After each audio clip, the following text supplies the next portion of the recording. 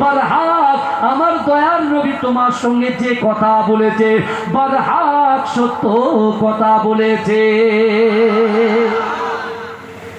বলে বলছে আবু জেহেল কাফের শোন, আমার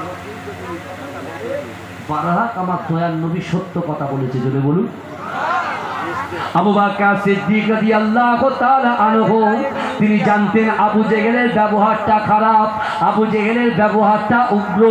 এ যুবকেরা, ওই সময় আমার দয়ার নবী মুস্তাফা হারাম শরীফে সিজদারত অবস্থায় আছেন।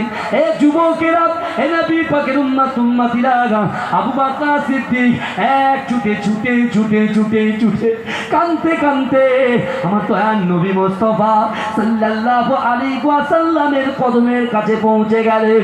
এ যুবকেরা, এ নবী পাকের উম্মতিরা বিশ্ব নবী রাসূলুল্লাহর পিঠে হাত